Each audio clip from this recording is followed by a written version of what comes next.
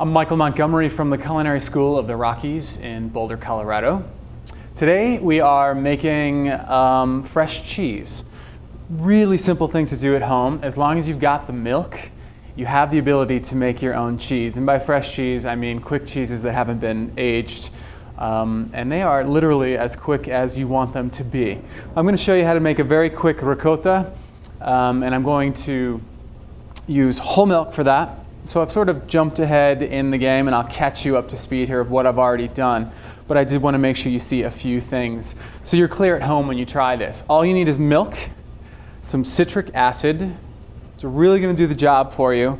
And then a little bit of salt and maybe a little bit of heavy cream, and that's going to come later on in the game as you are seasoning your ricotta for whatever your desired application.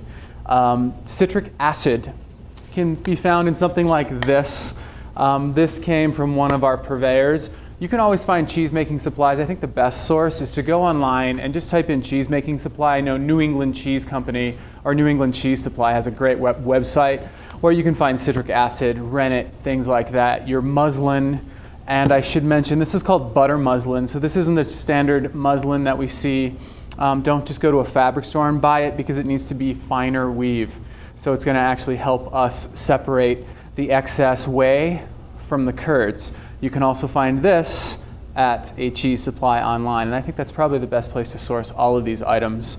What I've done already is I've taken a half a gallon of whole milk, and whole milk's important. You can certainly use lower fat milks for your fresh cheeses. Whole milk is going to give you that rich, definitely a little more complex, and it's going to form larger curd because there's more butter fat in there to work with. So I started out with whole milk in my heavy small stock pot. Make sure you have a reliable thermometer. So this thermometer actually has a gauge so I can set it at a certain temperature. 190 degrees is our magic temperature where the whey and the curds will actually separate. Before that happens though, I stirred in a little citric acid right into the cold milk. So I measured out 1/8 of a teaspoon of citric acid, and I dissolved it in a little cool water, stirred it into my milk.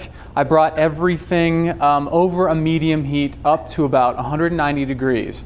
I set my timer so it would remind me when we reached 190 because you don't want to let this boil.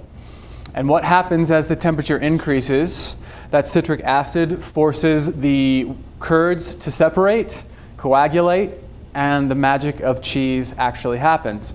So we reached 190 degrees. I can see I was stirring along the way, getting up to that 190 degree mark to make sure nothing was sticking on the bottom or the milk wasn't scorching. And watch your temperature, don't go too high.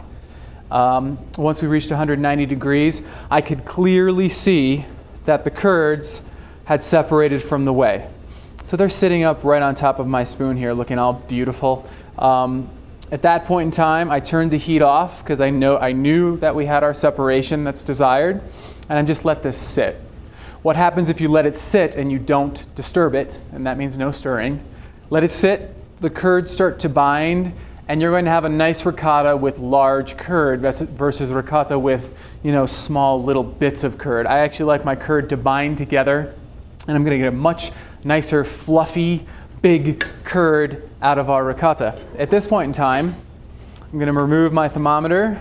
And this is just a standard candy thermometer. Make sure it's a candy thermometer that will read down into the hundreds though. Sometimes they start at 200 degrees.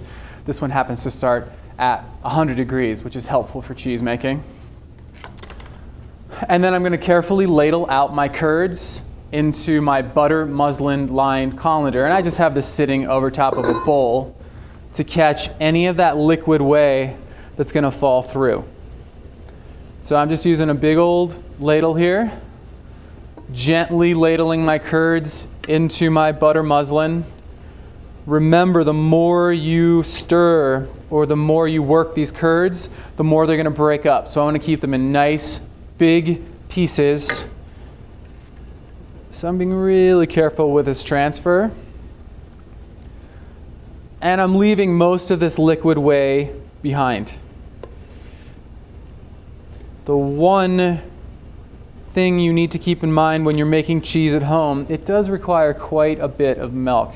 You're going to lose at least half of the volume, meaning you're only going to get probably about half of what you started with as far as when you pull the curds away. If you're making fresh mozzarella or something like that, same thing. If I start with about a gallon of milk, I know I'm probably only going to get about half the amount out once I pull my curds and I start stretching and forming those nice big mozzarella balls.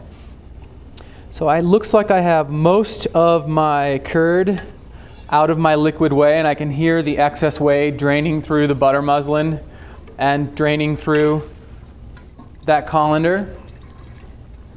Once most of it goes away and I no longer hear the drip into my bowl, I'm going to tie it to a wooden spoon and hang it up.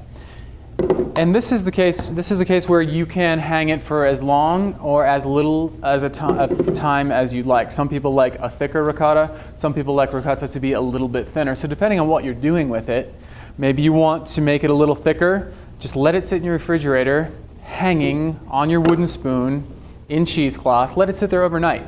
Most of the whey is going to fall away from it. And then tomorrow or the next day, whenever you're ready to use it, you can take a look and see what you've got. And maybe you decide you want to add a little heavy cream at that point. Maybe you decide you want to add a little bit of salt, maybe some fresh herbs, depending on what you're doing. This is such a lovely fresh cheese. You can take it in so many directions. Grill a peach, because it's peach time, and do a scoop of slightly honey-sweetened ricotta on that grilled peach half. Really nice late summertime dessert.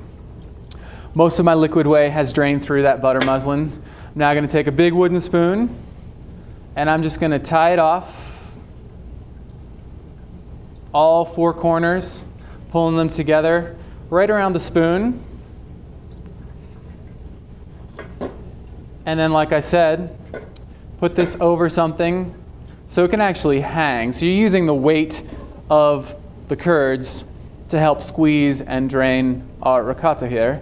This is going to be sitting in here, transferred into the refrigerator, and in maybe an hour or so, it's ready to use. Or, like I said, you could let it go a little bit more if you wanted a drier product. Let it spend the night in the refrigerator, pull it out tomorrow, and you'll have fantastic ricotta for a number of uses.